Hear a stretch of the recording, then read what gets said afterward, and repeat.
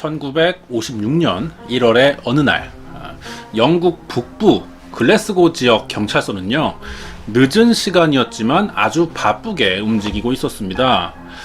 최근에 벌어진 10대 소녀 살인사건의 용의자로 의심되는 남성이 긴급 체포돼서 경찰서 조사를 받고 있었기 때문이었죠.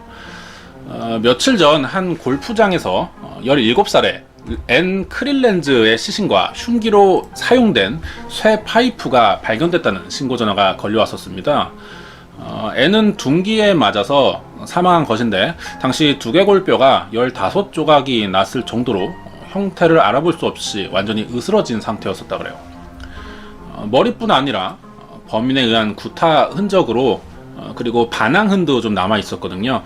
앤의 몸 전체가 멍이 들어서 심하게 부어오른 상태였고 옷이 반쯤 벗겨진 흔적도 있었기 때문에 성폭행 당한 것으로 생각해 볼 수도 있죠. 이것으로 경찰이 앤을 성폭행한 뒤 범인이 살해했을 것으로 보고 글래스고 지역의 성범죄 이력이 있는 사람들의 명단을 만들어 조사를 시작했습니다. 범인을 하나씩 만나보면서 알리바이를 대조하는 거였죠. 그중 경찰이 가장 유력한 용의자라고 생각했던 남성이 하나 있었어요. 바로 이날 밤 체포돼서 조사를 받던 남성이었죠. 남성의 이름은 피터 매뉴얼이었습니다. 어릴 때 소년원을 들어갔던 적이 있고요. 불법 침입과 절도 등의 죄로 여러 번 체포된 이력과 1년 전이었던 1955년에는 강간미수로 기소돼서 재판까지 받은 인물이었습니다.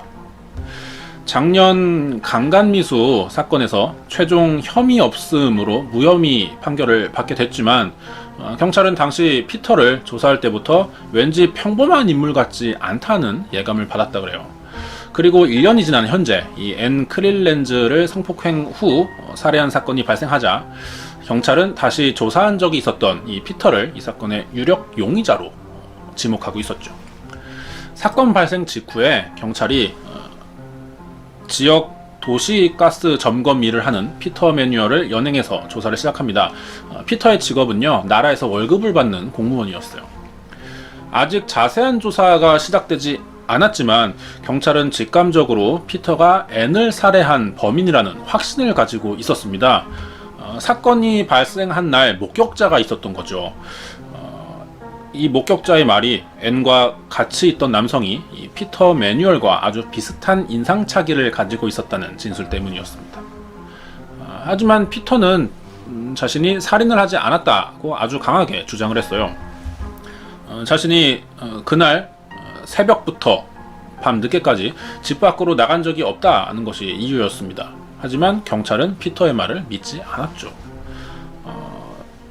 사실대로 말하라면서 아주 거칠게 피터를 몰아붙였습니다. 하지만 자신은 억울하다면서 앤을 만난 적도 없고 누군지도 모르는 여성이라면서 결백을 주장하고 있었어요. 피터가 조사에 제대로 임해주지 않자 경찰이 점점 언성이 높아졌고요. 피터도 화를 내기 시작했습니다. 경찰서 내부가 아주 험악한 분위기로 조성이 됐죠. 그러자 피터가 사건이 벌어졌던 날 자신의 알리바이를 확인할 수 있는 증인을 신청하는데요. 이 증인이 바로 경찰서로 달려와서 조사에 협조해주기 시작합니다. 피터가 신청한 증인이 바로 정계에서 꽤 많은 영향력을 행사하던 지역 의원이자 자신의 아버지였어요. 피터의 아버지는 아들과 함께 경찰 신문을 받게 됐고요. 아버지의 진술도 아들과 마찬가지로 그날 피터와 함께 하루 종일 집에 있었고 외출한 적이 없다면서 아들의 알리바이에 결정적인 증언을 해줍니다. 경찰은 이 피터의 말을 믿을 수는 없었지만 시의원이자 사회적으로 꽤 높은 지위가 있는 아버지의 증언을 무시할 수가 없었죠. 결국 피터가 아버지의 결정적인 증언으로 결백함이 증명됐고요. 이번에도 혐의가 입증되지 않아서 무사히 경찰서를 나올 수 있었습니다. 가장 유력한 용의자가 풀려나자 이 앤 크릴랜드 살인사건을 조사하던 경찰들은 수사 의지를 상실하게 되었죠.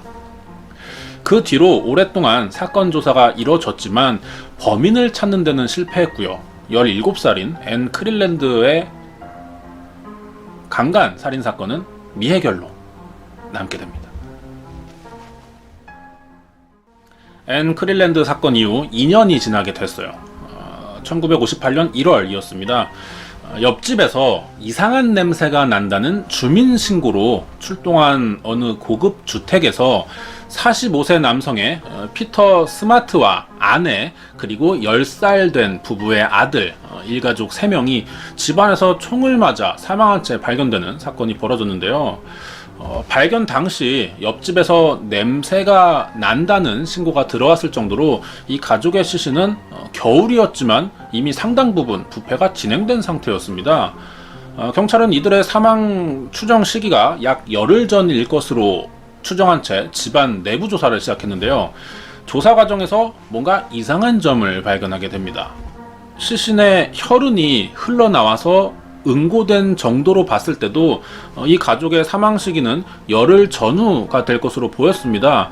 하지만 막상 집안에 있는 흔적들은요, 며칠 전까지 누군가 살았던 것으로 보이는 흔적이었어요. 특히 이들 가족이 기르던 고양이가 열흘간 방치된 것 치고는 영양 상태가 너무 좋았다는 겁니다. 이상하다고 생각한 경찰은 사망한 스마트 가족이 죽기 전 행적에 대해서 조사하기 시작했어요. 직장 동료로부터 들은 이야기인데 이 가족이 새해를 맞이해서 여행을 계획하고 있었다는 진술이었습니다. 그리고 스마트가 여행을 위해서 많은 현금을 집안에 두고 있었는데 경찰 조사 당시에는 이 현금이 발견되지 않았고요. 경찰은 범인이 이 스마트 일가족을 살해한 후 한동안 이 집에 머물면서 집안을 좀 뒤졌을 것이고 가족이 보관하던 현금을 찾아서 사용했을 것으로 추정하고 있었습니다. 그래서 이 사용된 해당 지폐의 일련 번호를 추적하는 수사가 시작됐죠. 이 방법으로 범인이 빠르게 검거됐습니다.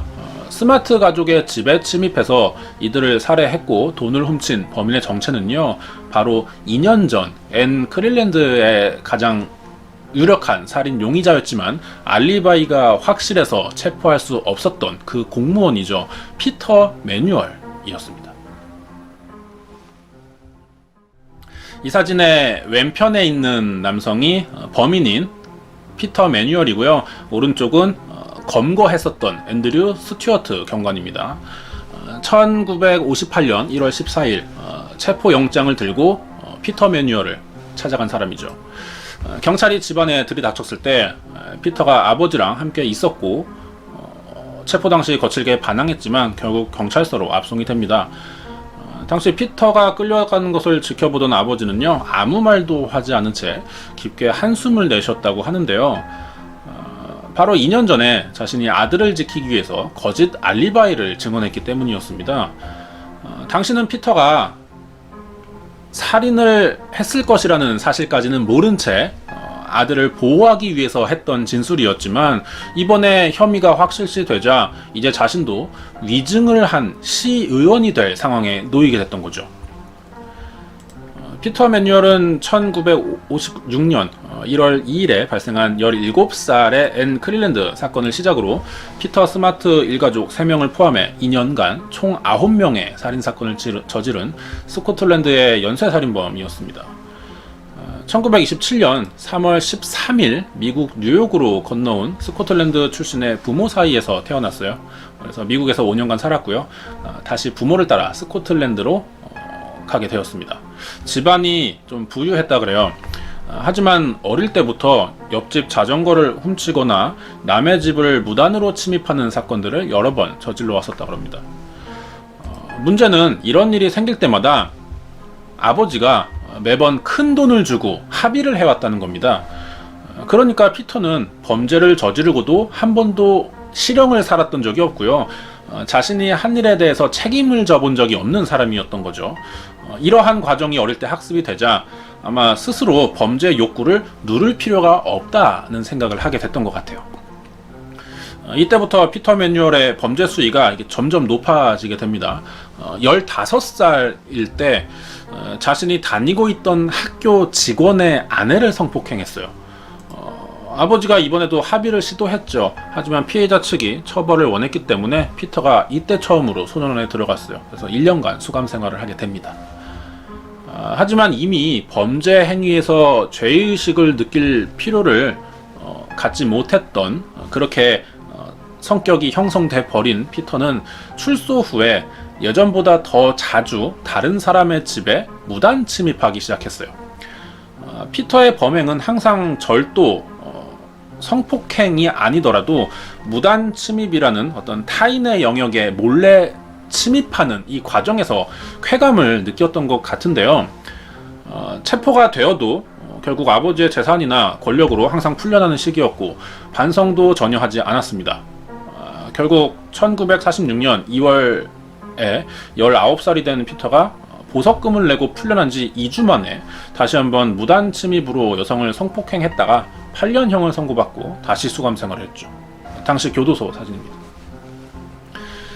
20대 절반 이상을 감옥에서 보낸 거예요.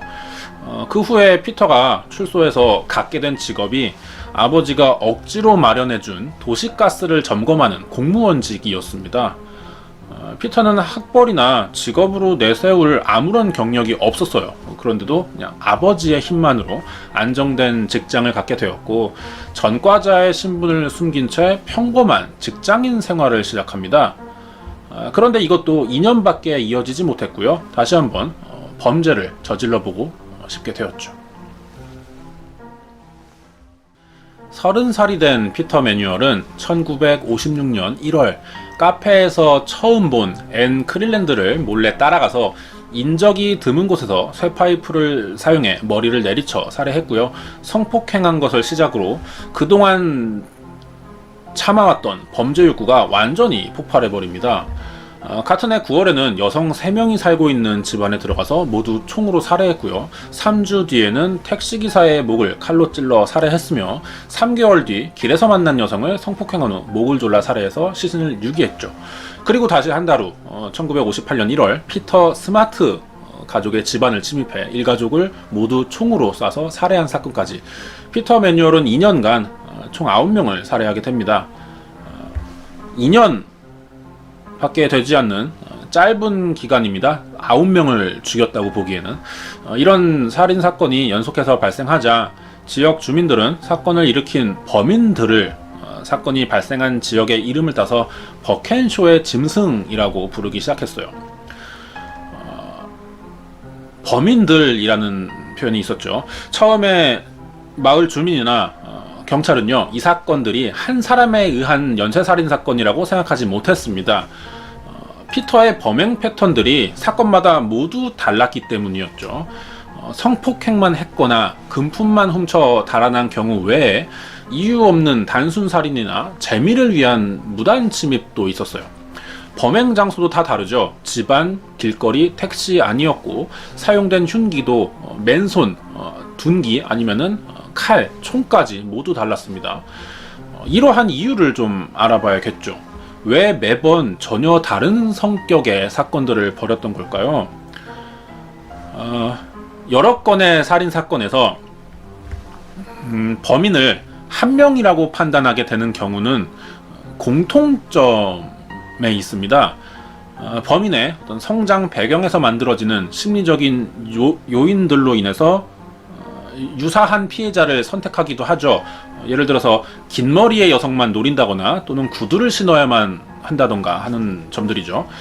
이것이 아니라면은 여러 번의 범행을 하면서 학습을 하게 되죠. 그리고 최종적으로 이것들이 모두 모여서 자신에게 가장 적합하다고 생각되는 범행 패턴을 선택하게 되는데요.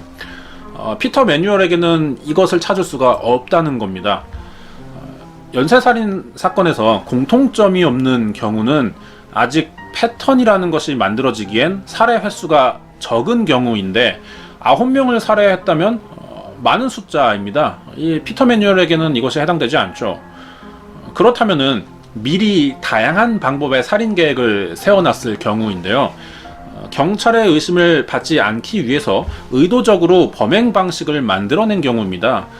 하지만 어릴 때 환경을 봐서는 범죄의 죄책감이 없어 보이기 때문에 다양한 방식을 일부러 만들어내지는 않을 것 같아요. 그러면은 제 생각에는 쾌락에 의한 범죄와 재미를 추구하는 범죄를 좀 구분해서 볼 필요가 있다는 생각이 드는데요. 쾌락살인이라는 것은 욕구를 충족하는 살인입니다. 살인 과정에서 얻어지는 만족감을 위해서 벌이는 행위죠. 우리나라의 범죄자로 치면 유영철이나 강호순 같은 경우가 해당됩니다. 하지만 재미를 추구하는 오락형 살인의 경우는요, 범행을 꼭 하지 않아도 돼요. 살인이라는 것보다 더 즐거운 것을 찾게 되면은 살인을 선택하지 않을 수도 있다는 생각이 들거든요. 쉽게 쾌락형 살인의 경우는 하지 않으면은 자신이 견디기가 힘들지만, 오락형 살인의 경우는 사람을 살해하는 다양한 방법들 자체에 더 관심이 많은 경우라고 봐야 할 것 같아요. 우리나라에서도 어떤 게임 속에 나오는 장면을 실제로 해보면 어떨지 궁금하다는 이유로 일어난 살인사건들이 있죠. 이런 경우가 여기에 해당될 것 같습니다. 거기에 피터 매뉴얼은 어릴 때부터 주로 벌였던 일이 무단침입이었죠. 남의 집에 몰래 들어가는 과정에서 재미를 느꼈어요. 이런 것들을 보면은 집에서 사람을 죽이는 것으로 어떤 그 재미를 찾는 대상이 바뀌었다고 생각해 볼 수가 있습니다.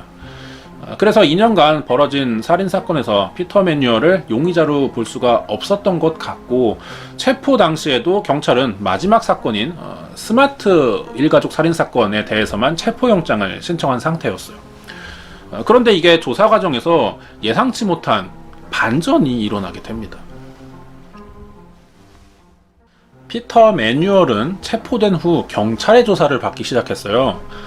경찰은 스마트 일가족 살인사건과 돈을 훔쳐 사용한 것에 대해서 집중 조사를 시작했죠. 하지만 피터는 이번 사건뿐 아니라 한 달 전에 발생했었지만 용의자를 찾지 못했던 이 이자벨 쿠크의 길거리 강간 살인사건과 택시기사 살인사건까지 모두 자신이 한 일이라고 털어놨습니다. 경찰이 물어보지도 않았고 의심도 하고 있지 않던 사건을 스스로 자백했던 것이었어요. 그리고 이자벨의 시신을 찾고 있는 경찰에게 잘못되어 있는 수사 정보를 수정해 주기도 했고요. 시신을 어디에 묻었는지까지 자발적으로 경찰에 정보를 제공합니다. 체포된 이후 그동안 저지른 모든 사건의 진술을 거부하지도 않았고요. 거짓말을 하지도 않았어요. 협조적인 자세였다는 건데, 이러한 자세가 아마도 나중에 재판을 받게 될 때 자신에게 좀 유리하게 작용될 것이다. 적어도 정상 참작이 가능하지 않을까, 이러한 판단을 했던 것 같아요. 이런 생각이 합리적인 이유는 실제 재판을 받았을 때 피터의 집이 부유해요. 근데 변호사를 선임하지도 않았고요. 스스로 자신을 변호했다는 겁니다. 체포 이후 경찰 진술과 재판 과정에서 변호를 통해 어떤 자신이 무죄가 될 수 있다는 계산을 이때부터 해왔던 것은 아닌가 하는 생각도 들어요. 이런 경우가 있었죠. 미국의 유명한 연쇄살인마인 테드 번디의 경우입니다. 테드 번디도 아주 지능범이었고 말솜씨가 굉장히 좋았어요. 그래서 스스로 재판장에서 자신에 대한 변호를 직접 했는데, 그 당시 어떤 배심원들이나 방청석에 앉아있던 사람들까지 테드 번디의 논리에 넘어간 그런 장면도 나온 적이 있습니다. 피터 매뉴얼도 이런 식의 변호를 했던 건데요. 경찰 조사를 받을 때부터 유난히 말이 많았다고 합니다. 이 장면이 보도가 되자 사람들이 피터 매뉴얼에게 새 별명을 지어줬는데, 말이 너무 많은 살인마라는 별명이었다고 합니다. 피터 매뉴얼의 이 스스로 변호하기 작전이 결론적으로 실패했어요. 자신의 변호를 굉장히 장황하게 늘어났었다고 합니다. 하지만 재판은 3시간 만에 빠르게 끝났다 그래요. 자신의 생각과 다르게 검사의 날카로운 질문을 피해갈 수가 없었던 거고요. 전혀 그에 맞는 반론을 펼치지 못했던 거죠. 하지만 맨 처음 저지른 그 1956년 1월 앤 클릴랜드의 살인사건만 증거 부족으로 기각이 됐고요. 다른 8건의 살인사건에서는 유죄를 인정받았죠. 그래서 8명을 살해한 죄가 입증이 되면서 사형을 선고받았고, 6개월 후가 되는 1958년 7월 11일 31살이 된 이 말이 너무 많았던 살인마 피터 매뉴얼의 형이 집행이 됩니다. 교수형을 받았다고 하는데요. 집행 전에 남긴 유언이 있습니다. 라디오를 켜준다면은 자신이 조용히 형을 받겠다라는 말을 남겼었다고 그래요. 사건 내용은 여기까지이고요. 여기까지가 영국 글래스고 버켄쇼의 짐승이라고 불리고 말이 너무 많은 살인마이기도 한 피터 매뉴얼의 사건 파일이었습니다.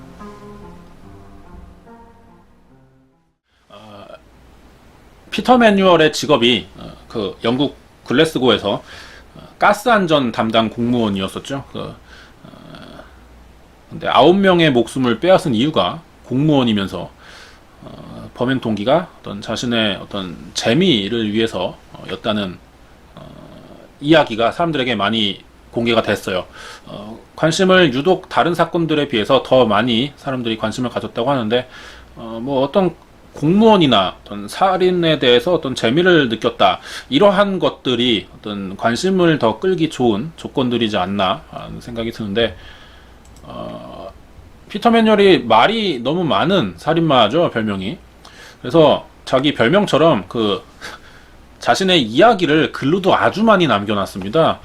그리고 뭐 TV 인터뷰 시에 어떤 했던 이야기나 그런 것들이 사건 내용과 함께 책으로 출판되기도 했어요.